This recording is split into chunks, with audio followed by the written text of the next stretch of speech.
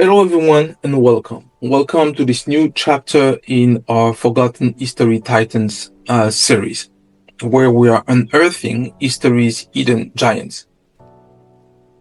So today we're now coming back into this reality of the African American political drama. Yes, we've started this series about the African European situation for the colonialism and neo-colonialism, but now we wanted to expand that view with the African American fight for the civil rights of Black American.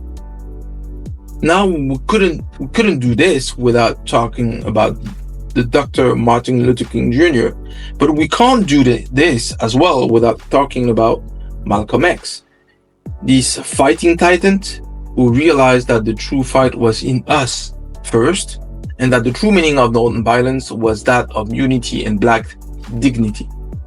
He found this new way in the path towards God in Sunni Islam, and by working with Dr. Martin Luther King Jr. and other civil rights leaders. Now, once again, we step into the shadows of our past, where brilliance lies obscured by time.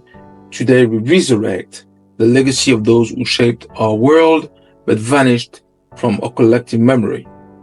From the laboratories of unsung scientists to the dusty tomes of overlooked scholars, politicians, and social activists. We'll traverse as we've done. We have traversed continents and centuries to unveil the extraordinary lives that history forgot. What was fascinating with Malcolm X was his thought's evolution. Which never erased his commitment to ensure that Black Americans can retrieve their dignity and self-determination. But not only Black Americans, for all Black people, wherever they were, actually, America, Europe, and even Africa. He indeed traveled across Africa to witness the parallels between colonial rule and institutionalized racism in the USA, which to me are actually facets of the same equation. He publicly made the connection between racial oppression and capitalism, observing that in order to be free, Africans and African descendants, like African American, should emulate the Chinese and Cuban Revolution to allow all of the African countries to emerge from under colonialism, and especially the European. Malcolm X made a significant African trip in 1964, visiting a set of countries such as Egypt, Ghana, Tanzania, and Kenya. So really from West Africa to North Africa and to Eastern Africa. He met a large panel of intellectuals and eminent political figures, whereas such international dimension was crucial to his new line of thinking.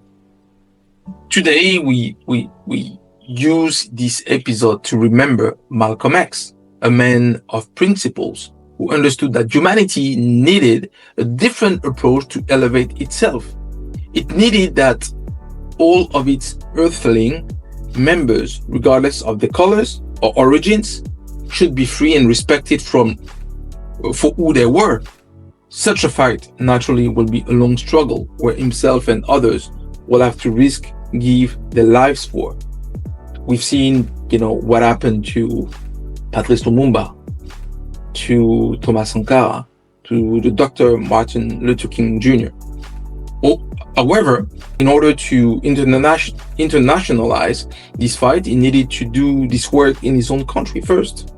The United States of America, before helping his brothers in Congo or Burkina Faso. Then please follow me as we delve into the past of one of the greatest fighting African American hero of our history, who gave his life actually to give a chance to humanity by getting freedom to African descendants in USA and beyond.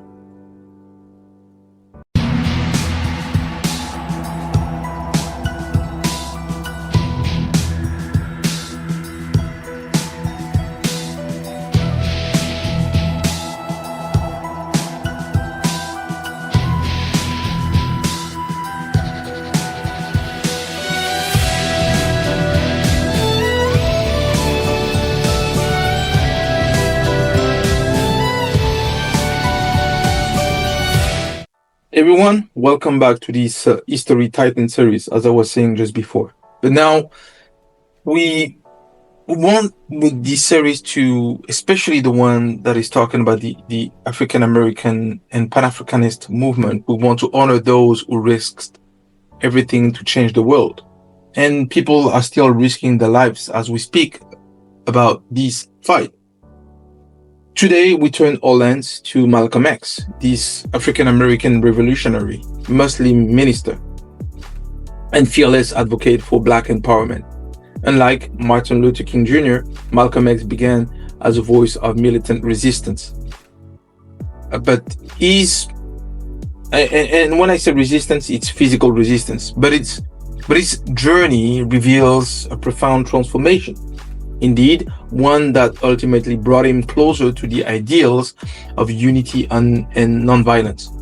Yet, as with so many leaders of the Pan-Africanist movement, his life was cut short by violence. Patrice Lumumba, Thomas Sankara, only a few of them, yet find a way to survive. And we'll see that with Nelson Mandela in 2 weeks. This time from and most of the time, they were actually brought down by those who once stood beside them. We can see the same in history. We see the history of Jesus that was basically the same. So please follow me as we look into his life, achievements, and also, ultimately we'll reach a conclusion, but it will be interesting to see the development of who he was and who he became afterward. Now, guys, let's look into his early life. Malcolm X was born Malcolm Little in May 19th, 1925 in Omaha, Nebraska. His childhood was marked by tragedy. His father, a Baptist preacher and Black nationalist, was killed when Malcolm was 6, likely by white supremacists. His mother was institutionalized, and Malcolm was placed in foster care. By his late teens, he had turned to crime and was sentenced to prison for burglary in 1946. Behind bars, he discovered the Nation of Islam, a movement that preached Black self-reliance and separation from white society. He adopted the name Malcolm X, symbolizing the unknown African surname stolen by slavery. Now let's look into his political ambitions and realization. Upon his release in 1952, Malcolm X quickly rose to prominence as a minister and national spokesman for the Nation of Islam. He became famous for his fiery oratory, challenging white supremacy and rejecting the nonviolence approach of the mainstream civil rights movement. He criticized Dr. Martin Luther King Jr. and others for what he saw as an excessive willingness to compromise with the oppressor. Malcolm X's message resonated with millions of Black Americans who felt excluded from the promises of integration. He called for Black empowerment, self-defense, and pride in African heritage, arguing that freedom would never be given and must be taken, even by force. But Malcolm X's vision was not static. In 1964, as I said, the disillusion by the Nation of Islam's leadership, he felt the group and embarked on a pilgrimage to Mecca, but also to visit Africa as a whole. There, he experienced a profound shift. He saw Muslims of all races praying together and began to question his earlier belief that all white people were devils. He returned to America with a new perspectives due to his, longer trip in Africa across different countries, from Egypt to Tanzania to Kenya, and embracing Sunnite Islam and advocating for racial unity and justice through any means necessary, though not necessarily violent ones. Now, guys, what I want to look at is the evolution of Malcolm X's vision.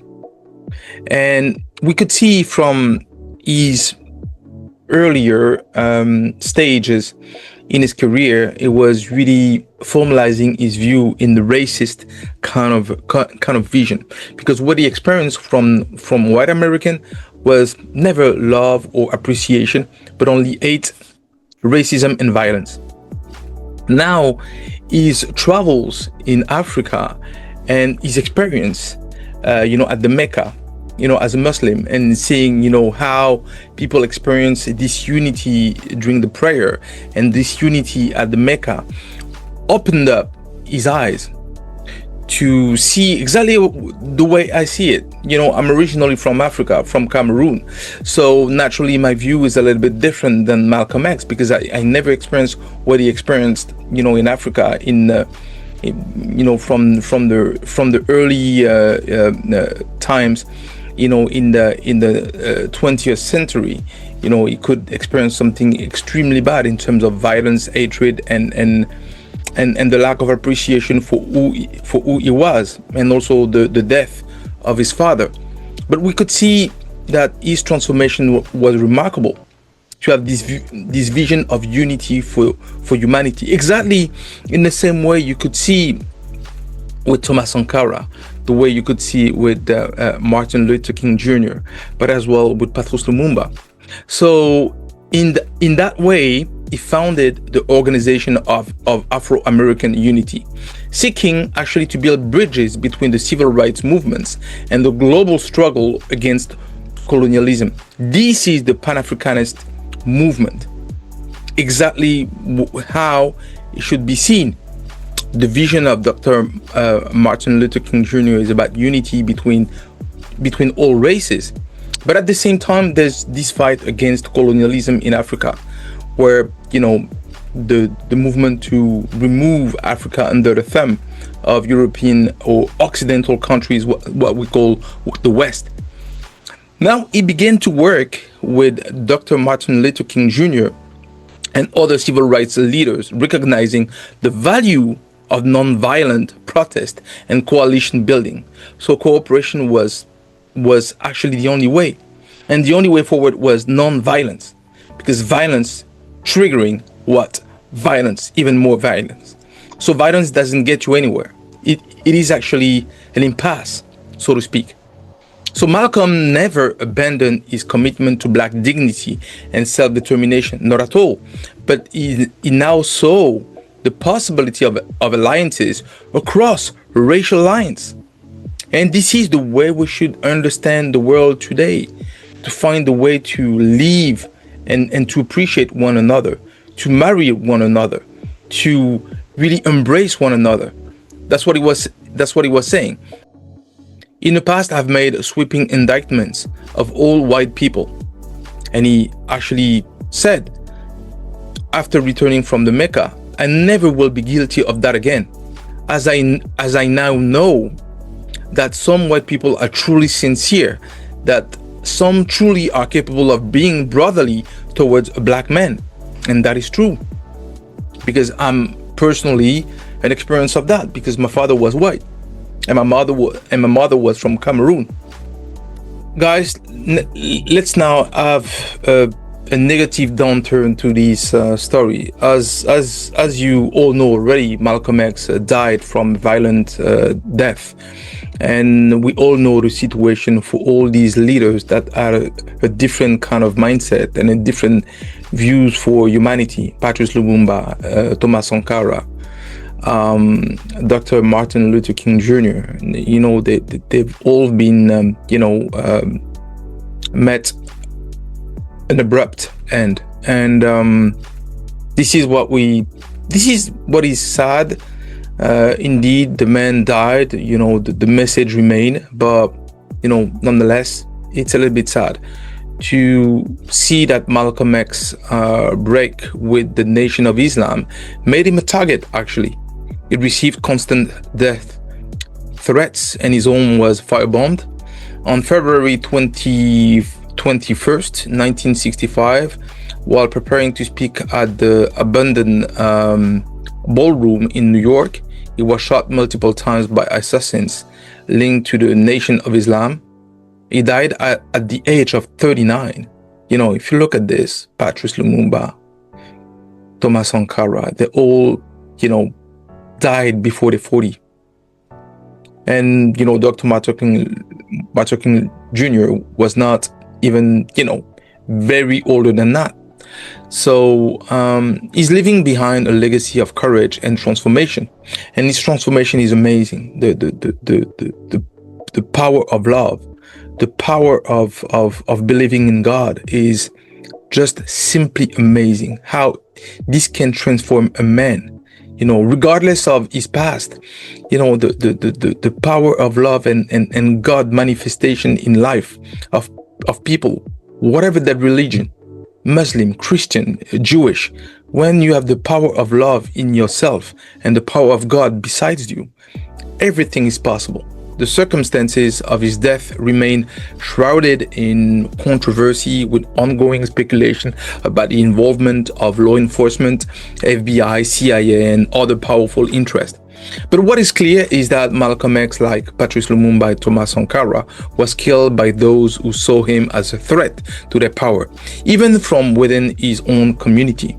Because as we can see, Thomas Sankara was actually killed by Blaise Compaoré, his friend, his brother. Patrice Lumumba was killed and abandoned by Mobutu Sese Seko, his friend and his brother. Despite the love and the brotherly love that he was sharing with his community, it didn't stop them to be corrupted and to be willing to kill him. So that's unfortunate. Now it is important that for all these leaders that we went through, typically Patrice Lumumba, Thomas Sankara, Dr. Martin Luther King Jr., and actually Malcolm X, it is important to understand the legacy and influence. Malcolm X's legacy is immense. He's remembered as a symbol, a real symbol of Black pride, self-respect, and the unyielding demand for justice, but also his transformation, as I was saying. These dramatic transformation from being someone full of hatred and full of meaning for vengeance, for vengeance and violence against white people, but it actually changed, and this is remarkable. His autobiography, written by Alex Haley, remains a classic of American literature and a source of inspiration for activists worldwide. I believe that today, Malcolm X and Dr. Martin Luther King Jr. are not seen as opposites, but as complementary forces in the struggle for Black liberation. And this is really valid for, the American history, but actually, also to understand how the fights could join forces in multiple facets of a global fight and a global struggle, not only for Black liberation, but also for what matters for everyone. Because actually, if these evil or dark forces found a way to simply shut the voices for Black liberation, they find a way to shut them up for good. So what will be happening to you? Even you are poor white people or people from the middle class. If they find a way to shut us up, what is going to happen to you? And this is really the message that Dr. Martin Luther King Jr. and also Malcolm X was realizing at the end, that the strength is in unity and in love and acceptance of others, regardless of their skin color or the origins. We should all stick together as earthling brothers and sisters.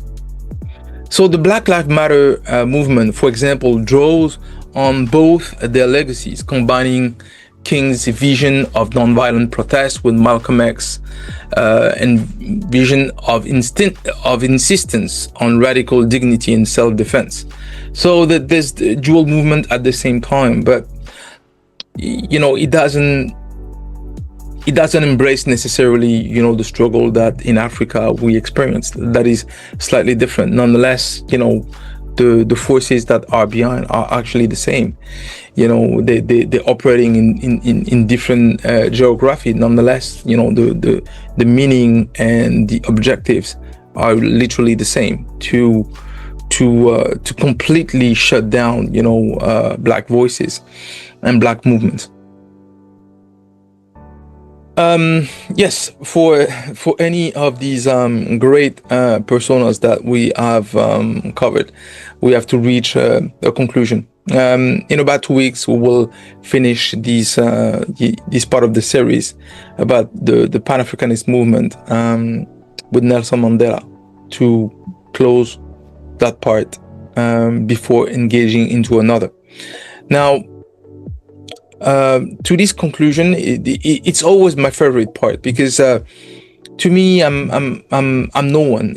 As you can see, I do 30 views per videos on the History Titans, but it doesn't matter, because what is important is actually the ideas that are behind it.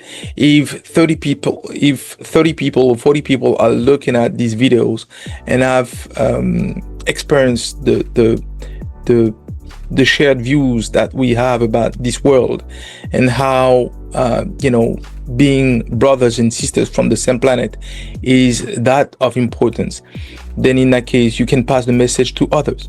And that's what I believe it's important there. It's not the fact that I'm doing 30 views or 40 views. It doesn't matter. It's the ideas that are important into it. And I'm no one. I'm not Malcolm X. I'm not Patrice Lumumba, Thomas Sankara. I'm no one against these giants. I'm just trying to, provide a sense of this legacy, that everything that they fought for was not in vain, that people like me, who are no ones, are willing to recognize the power of what they have unleashed. And Malcolm's X journey from fiery advocate for black empowerment to visionary of global unity reflects actually the real art of the Pan-Africanist struggle and the broader quest for human dignity.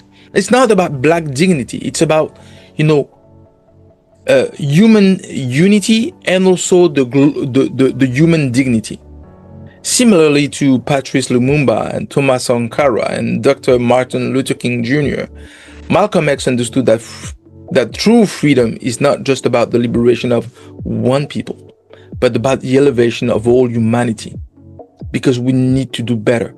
We need, as a species, we need to do better. We need to show that no, money is not the ultimate goal. No, wealth accumulation is not the ultimate goal. The real ultimate goal is to make this planet a better place for everyone. Not for black, not for Asian, not for white, for everyone. We need to appreciate each other. We need to love each other. We need to proclaim how much we consider ourselves as brothers and sisters. What I want to leave with you is this: the struggles of Dr. King, Malcolm X, Lumumba, Sankara, Nelson Mandela, and countless others were never just about black people or Africans. They were about every one of us, about humanity's right to live free from oppression, racism, and division. If we allow racism, slavery, or colonialism or neo-colonialism to define the world for any group, we open the door for the same forces to return in new forms against anyone, no matter the race, no matter the origins or their belief. It doesn't matter. They will strike you hard. Unity, love, and faith are not just ideals. They are the only true path forward for our species. When we see ourselves as part of the same human family, our differences become sources of strength, not division. The legacy of Malcolm X and all those who fought for justice is a reminder. The fight for freedom is universal, and it calls on all of us to stand together. to cherish one another, and to create a world where every person is respected for who they are, for the source of their character, for the intelligence, for the brightness. Let us honor the sacrifice by building that world together, to remind ourselves how much the sacrifice to show us the path, and the path is in front of us. It's only on us to define what will be the next steps, but not to these dark forces to impart division on us. So I hope you liked this portrait on Malcolm X as much as I had a great pleasure to do it. You know, once again, I'm no one. I'm just someone that is trying to remember all of you and me as well, how much we have to grow as a species and as brothers and sisters from the earth, and how much we have in common. Until we meet someone from another planet that will come and tell us how different they are from us, and how unique we are in this universe. Because let me tell you, brothers and sisters, we are unique in this universe. Earth is unique because of its richness, diversity, and beauty in terms of color, in terms of gastronomy, and who we are as different thoughts and visions about who we are as, at the same time, races, but at the same time as having something in common at the same time. So this is what is beautiful about it and about humanity. So thanks very much for your time. I hope you appreciate it as much as I had a pleasure to do this portrait on Malcolm X, and then I'll see you in 2 weeks to talk about Nelson Mandela. Thank you very much, and see you next time.